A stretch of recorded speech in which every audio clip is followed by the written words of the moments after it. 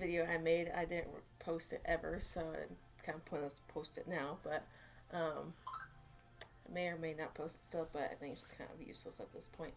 But I want to talk about the round of 12 and the race yesterday because it was an interesting one, and people are bitching and moaning about the winner.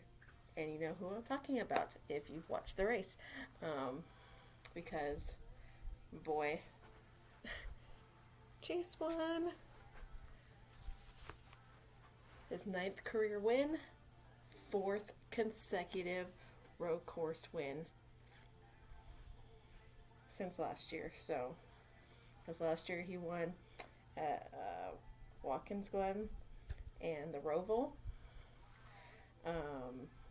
And then Daytona road course, which they never run before, and then the Roval again, since they didn't run Sonoma or Watkins Glen this year. It's just four consecutive road course wins right there. It's just come evident that he's like the road course master in the Cup Series right now. People are like, oh, it's Truex, it's Truex, Truex, Truex. But yet now we have more wins total than Truex on road courses. And we won the last 5 out of 7 of them. So it just makes it nice knowing he's good on that particular kind of track. But people are now saying he's like, oh, he's only good on road courses, only good on road courses, he's not good on anything else, and blah, blah, blah. Yeah, 5 of his wins have come on road courses. Who cares? Like, who the fuck cares? If he's good at something, he's good at something. He's not going to apologize for it. It's like going to a restrictor plate track like Dega, or, sorry, the correct term is super speedway now because they took restrictor plates off. That Ford is just automatically going to win those races, and you expect Brad or Logano to win those races, which for the most part they have. But Dega, that was a shit show in itself. I don't want to talk about it. But we got a good result out of it. We got a top 5 finish. Some solid stage points. Because originally Chase got penalized for that stupid double yellow line rule, and then it got reversed, so he got all of his points back and was 44 points above the cut line. So he was sitting pretty. He was sitting in like 3rd or 4th in the playoff standings. So we come into I'll just go to the Roval. I think this track has been super exciting. This is like the only 3rd race they've run on the Roval. First winner was unexpected, Brian Blaney, because we all know that incident between Truex and Jimmy on literally the last damn turn, before the start-finish line. And then the next year, we all know Chase with that epic comeback, like plowing into the first turn, supposedly wrecking his car, but came back through the field in the final stage and won the race. Like, literally passed everyone and won that race.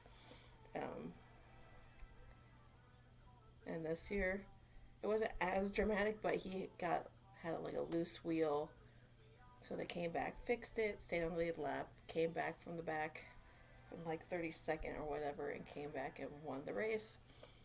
There was a lot of weird, like, things that, not weird things, but like, it's been a weird year for Kyle Busch. Everyone knows I despise the man as a driver, but as a person, he's really cool, whatever, great husband to his wife, and a great father to his kid, and whatever. Does a lot for his charities and stuff like that. But as a driver, I can't stand him. But This year he has not won a single race. He's the reigning champion. I put like an asterisk next to that because I feel like it was, he had to do him on silver platters a little bit. But reigning champion, they kept saying that over and over and over. He was cut, like eliminated from the round of after the round of 12 yesterday, because he made the prediction he's going to be eliminated after this round. He was correct. He was like pretty much in a must-win situation. For we thought he was going to win that race, but then a caution came out. They were like, a lot of people were like really cutting it on fuel. So when that caution came out, a lot of people came down pit road. They made a decision to keep Kyle Busch out just for track position purposes. Did not work very well for him. So he got passed pretty quickly on that restart. And so he fell back. He ended up finishing 30th. I don't know how that particularly happened, but I saw with like a few laps ago he came down pit road, pretty much called it a day. I don't know what it was, but the final like 30 laps was like I had on the edge of my seat. Like Chase was leading. It was like anytime he leads, a caution comes out. A caution came out because someone in the 15, I don't know who it was, didn't make it to pit road, and their car just pretty much died on the apron. So we threw a caution for that bullshit. Like, well, this is just an opportunity for Busch to come back and win this race. Didn't happen, but these restarts are just wild. So Chase ended up just every time they had a restart, he just checked out. In the final restart, he just again checked out. Was 2 seconds ahead of Logano. But Hendrick overall looked good yesterday. Jimmy had kind of an up and down day. Bowman, again, up and down day. Let's see, Chase, Bowman, and Byron all led laps that race. I think Chase and Byron led pretty much the same exact amount of laps that day. Like 27 and almost 30 laps each. Bowman had some damage in his car. Eventually, during one point of the race, he said he wasn't feeling too well. He felt like he was kind of going to throw up, whatever, I think. And he mentioned something about being anxious, so he had like anxiety, and like it's a stressful situation, and I have anxiety myself, so I understand that feeling all too well. So I just want to take a little bit of different direction. It has nothing to do with the race itself, but I want to talk about mental illness a little bit. As I said, I suffer with anxiety. I have been since I was 12. I'll be 29 in less than a couple weeks. Almost a week now. And a certain reporter or journalist, whatever you want to call it, works with NASCAR, made a very ignorant, mocking hashtag that has stemmed the conversation about anxiety and depression. The guy made a hashtag that said hashtag anxiety Alex, when Alex was like near the front. He made like a few posts about it. It blocked pretty much everyone who gave him criticism about it, which means he's a coward and immature as a person and clearly does not take mental health seriously and makes it a joke. Like, oh, he was just joking. Stuff like, you don't joke about mental illness like that. Doesn't matter what it is. Anxiety, depression, having panic attacks, whatever. You don't joke about it. Yes, he brought light to his anxiety, but it doesn't mean the other person, that person needs to mock him for it. Anxiety is a real serious thing. People can be hospitalized for it, have a lot of different severities to it. And he got a lot of backlash from it from the entire NASCAR community,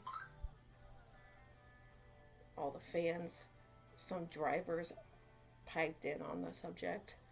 Um, a NASCAR driver's wife chimed in on the subject. Um, it's just very, very sad that someone like that, who will not own up to his mistakes, will, and pretty much blocks anyone who disagrees with him and says anything negative towards him about a very controversial issue that needs to be talked about more, is very sad. Um, and if NASCAR doesn't do anything about it, that's even more sad. Because a lot of drivers suffer from anxiety and maybe even depression. One driver, who used to be a driver, spoke out that he has very severe anxiety. It's not okay to mock someone's like that. It's not okay. You may think it's like in a mocking, like in a joking way, but it's not funny. You don't joke about it. Um, and people have come to me and said, you're only using next saying you have anxiety as an excuse for the way you act and this and that. I'm like, I've never used my mental illness as an excuse or anything like that for the way I act. My personality is just my personality. I'm a weird ass person in general. My anxiety does not define who I am as a person. I don't use it as an excuse or have people feel sorry for me. I just have it because I don't know. You tell me. You tell me why I have an anxiety or panic attacks or whatever. Anyway, moving on. Round of 8. It ended yesterday. 4 drivers were eliminated. Austin Dillon, Almirola, Boyer, and Kyle Busch. Kind of expected those 3, but not Busch. But he's had a crappy season, so it was only kind of expected. And then Boyer made the announcement he's not racing next year, and he's going to the Fox broadcast booth at the end of the 2020 season. So he's going to be with Jeff Gordon, two driver personalities in the booth, which should be good and interesting. On the NBC side, we have Burton, Dale Jr., and some like a crew chief and whatnot. So, what was I going with this? Oh yeah, Boyer had no power steering in his car for a good majority of the race, and he still finished 10th. He was in a must-win situation, and you also saw that picture of him after the race. It's just heartbreaking, but that's racing. It is what it is. I'm not particularly a big fan of the guy, but that picture was heartbreaking to see. Austin Dillon, he shocked people by making it into the round of 12 by his speed and good finishes in the round of 16, but some bad luck happened in this past round that led to him not getting through to the round of 8. Almirola, he hasn't won at all this season. He's been I just still understand why he has a ride. Actually, I do. Sponsorship and money, that's all the reason why he has a ride. He's not that good, in my opinion. And I don't know why he still has a ride.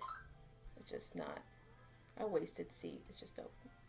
So, the point is, the 14 car, seat's open. We have a good feeling it could be Chase Briscoe. We don't know yet, because he's one of the top 4 drivers in Xfinity right now, and the only driver for Stewart-Haas Racing in Xfinity.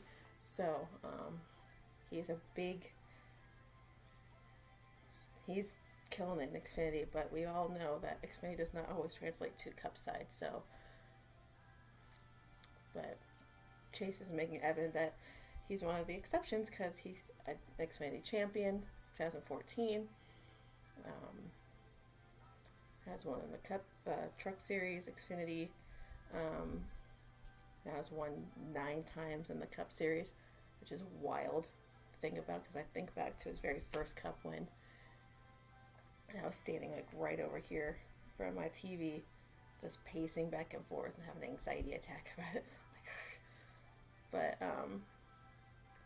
these, I know he's not super consistent with all his wins and stuff like that, but he's the best young driver that we have in the Cup Series currently. And I want to talk about the stat real quick. They made it clear, like throughout the race, that at the end of the race, that Jeff Gordon, one of the best of all time, but Jimmy John's still the best of all time, greatest of all time, goat. But Jeff Gordon, forever my favorite driver growing up, as you can tell. I've had this since I was 14, so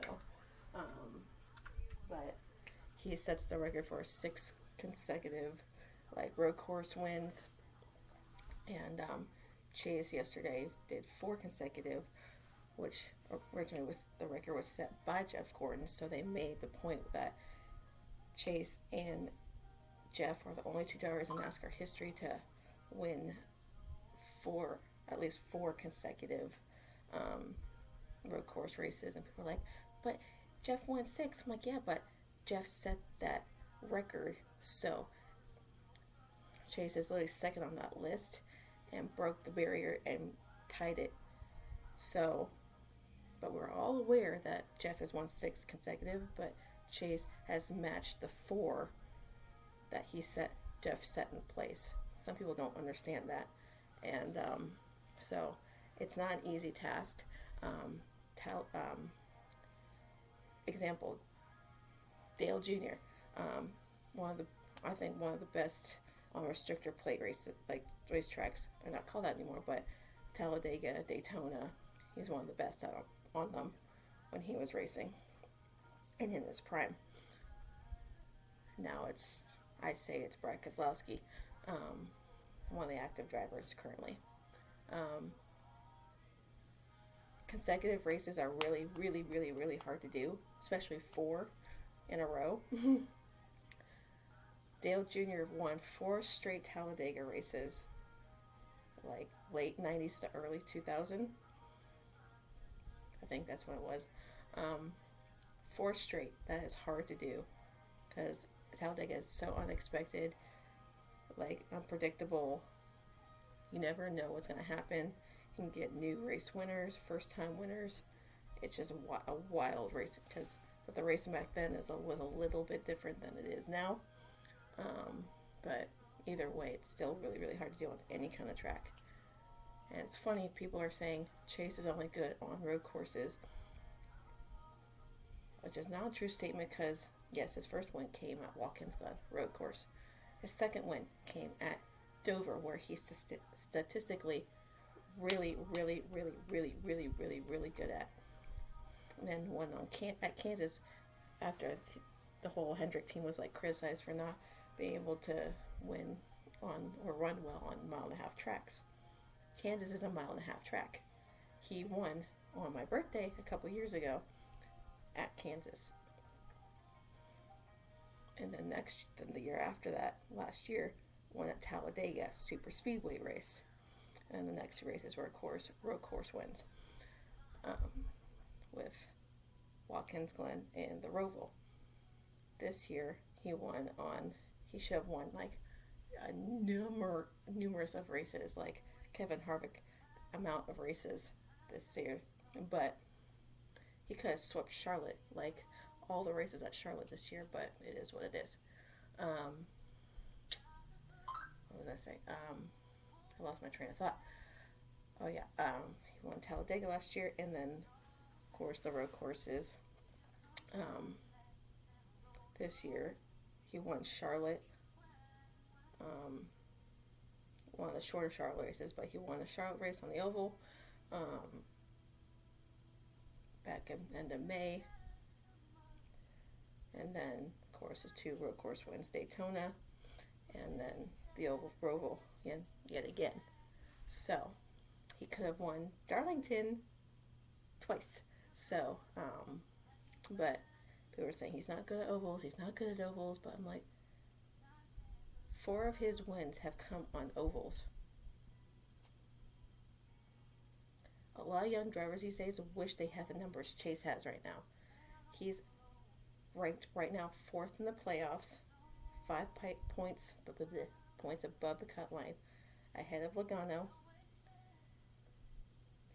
And this could be a good stepping stone into actually finally getting to the Final Four, because this is the fourth consecutive year he's made it to the round of 8. 2 years in a row, he didn't really have to win the Roval or any race in the round of 12 to make it in, because he's been like super consistent with points and stuff like that. But he ended up winning the Roval anyway after locking himself in last year and just winning the race. This year he didn't really have to win, but got a solid finish with his stage points and whatnot. But he still won anyway from coming from the back. So my argument is like, people are like, he sucks. But how does he suck? He's one of the only like young drivers right now. He's under the age of 25, has already won 5 road course races in his career. 4 on one on a super speedway, 1.5 miles, intermediate. Just saying, he's good at every. He won the All-Star race, for crying out loud, on Bristol. Bristol's one of his best tracks, along with Dover, and he won the All-Star race. He even won the Charlotte truck race, the Bounty race against Busch, and he hasn't been in a truck since 2017. And the first ride back, he wins the race against Busch, who's statistically really, really good in the truck series because he owns his own team. I have one of his truck wins right there, but from Martinsville a few years ago. So this year has been huge for Chase. He's made a statement that he's not to be messed with on road courses. Even Joey Logano said he's light years ahead of everyone, even his teammates, when it comes to road courses. Chase will deny that he should have no swagger when it comes to coming into these road course races, but he should. He's got that talent. I think he just inherited that from his father, because his father won his first cup race on a road course. So it's really not a surprise that he's kind of good on road courses. So I feel like with him, how young he is, he's got years and years and years of success down the road. I still want him to win that Daytona 500 that it's been plaguing him for his first 5 years of his career. Of course, that Coke 600 that slipped out of his fingers.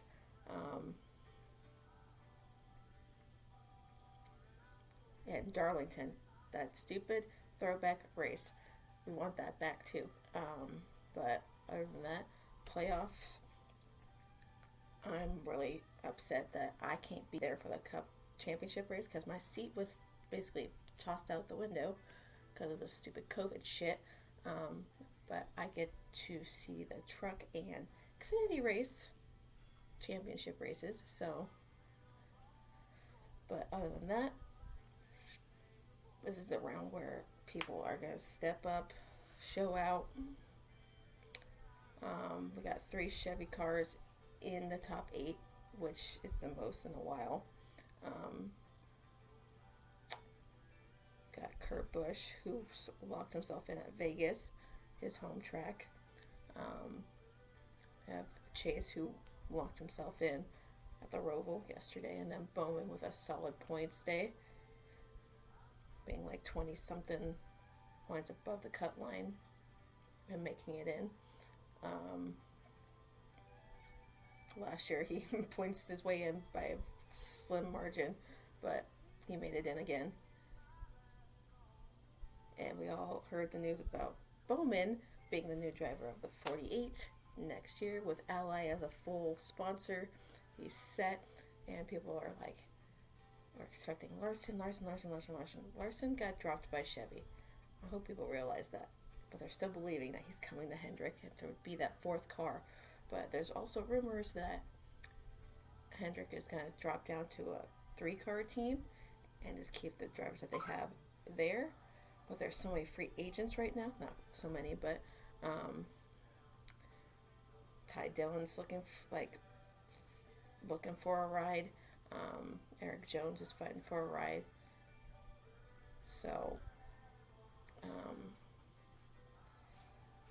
it's just, this season has been just wild when it comes to who's going where, and there's still a lot of unknowns, especially for Hendrick because they're losing one of their not top driver, but one of the legends of the sport at the end of the season. They've already, when Jeff retired, Jace came in, and then Casey Kane left. Dale Jr., legend in his own class of his own, and now Jimmy Johnson. So Hendrick is looking towards the future with these young drivers. My thought process is I think Jones could possibly take over the 4th car at Hendrick, but we just don't know. Hendrick was keeping it very hush hush. Who was the who was in the 48 for the longest time? Because everyone else was coming out with their announcements, but people were like, "When are we gonna know who's in the 48?" So now we know from earlier this past week that Bowman, who's very deserving of that ride, is getting the 48 next year, and Byron's staying in the 24. But his crew chief is going to change again, since his crew chief now, Chad Knaus, the best ever in NASCAR history, I believe, is going to go to an administrative role at Hendrick. So Byron will get a new crew chief.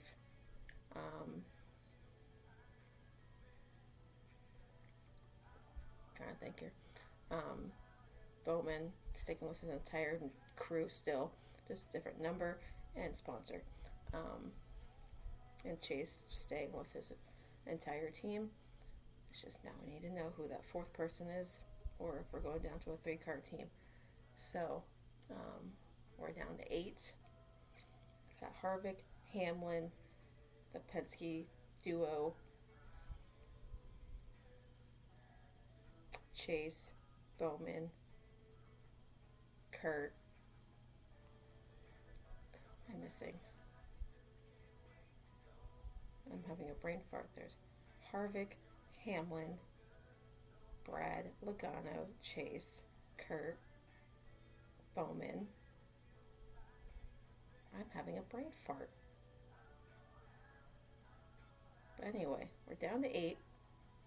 It should be exciting because we're going to Kansas next week, and then Texas, and then Martinsville, where it's going to be wild. Martinsville is always a crazy race for a cutoff. Shouldn't be disappointed. But Chase wins at the Roval for a 2nd year in a row. He's won back-to-back at Watkins Glen, and now the Roval. He's the new road course king, baby, and he's top 5 on all-time road course winners. So that's exciting. And what's funny, not funny, but interesting, Chase got his first Cup, his 5th Cup road course win at the age of 24. Jeff Gordon didn't get his first road course win until he was 26. So Chase is already a little bit ahead of Jeff Gordon when it comes to that. But Jeff Gordon has the all-time wins on road courses, which is 9. So we still got a handful of races to go before we get there. But I feel like Chase could break that within his career. So it's been a wild ride being a Chase fan. Still getting criticism as per usual, but it is what it is. I've ordered his diecast. I got one of his Hooters Spirits diecast in the mail the other day. Pre-ordered his Win diecast. All his diecasts, Win diecasts this year. So they should be rolling in soon. His truck, Hooters Night Owl truck, should be here soon. Because some people have already gotten it. But I'm going to get off of here because I've been rambling for so long and I got things to do. So just try and enjoy my day off. Oh, I want to show you that I got something. Um, I finally got Dale's book. Was excited to read this because I've been wanting to read this for so long. So I ordered this. It came like within a couple days after me ordering it. So later today I'm going to start reading that. Today I'm going to hopefully make it to Hooters so I get my wings because of Chase winning. And yeah, I'm going to do a little bit of cleaning in my room because it's a little messy, but that's just to be expected with me. But hope everyone's having a great day. Let's enjoy the round of 8 and the drama it's going to bring because it's going to be wild. So